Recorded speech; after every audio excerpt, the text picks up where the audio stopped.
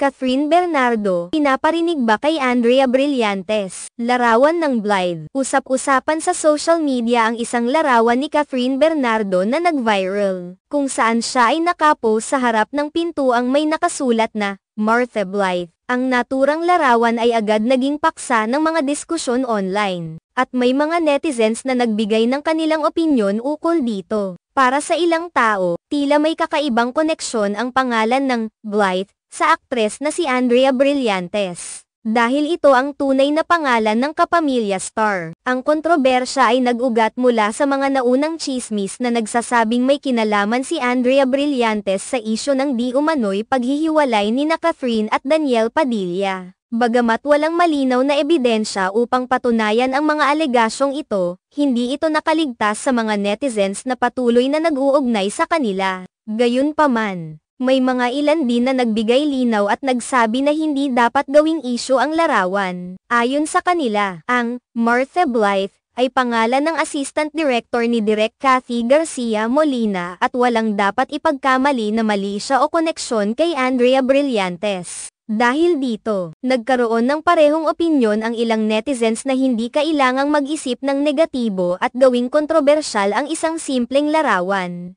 Paliwanag nila, walang kinalaman ang pangalan ni Andrea Brillantes sa insidenteng ito at ito ay isang pahayag na nagdudulot lamang ng hindi pagkakaintindihan. Samantala, si Andrea Brillantes naman ay muling naging tampok sa social media matapos niyang ibahagi ang kanyang reaksyon tungkol sa pelikulang Wicked. Ayon kay Andrea, malalim ang epekto ng nasabing Hollywood musical film sa kanya at hindi siya nakapagpigil na umiyak habang pinapanood ito sa sinehan at maging sa kanyang bahay. Sa kanyang Instagram post, inamin niyang ang pelikula ay nagdulot ng malalim na emosyonal na karanasan na nag-udyok sa kanyang magbahagi ng kanyang nararamdaman sa mga tagasunod.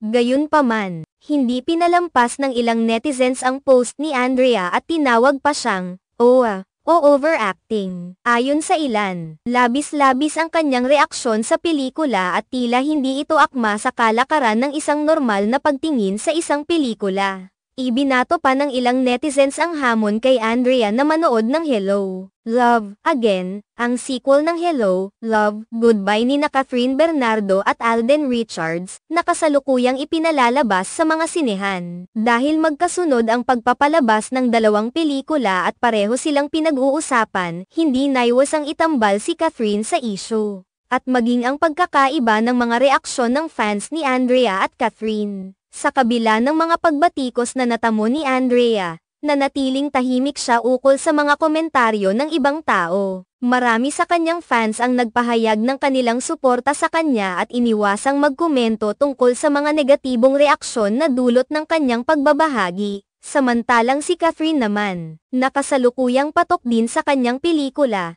ay hindi rin tumugon sa anumang isyu hinggil sa pangalan ni Andrea at ang mga koneksyon na ibinato sa kanya. Sa huli, ang kontrobersya ay nagpapatunay lamang na sa mundo ng showbiz, kahit ang mga simpleng larawan o post sa social media ay nagiging pagkakataon para mag-umpisa ng mga usapin at intriga. Gayunpaman, ang mga aktres ay patuloy na nagbibigay ng kanilang best para magbigay aliw sa kanilang fans, at ang mga ganitong isyu ay minsan lamang makakasama sa kanilang mga reputasyon.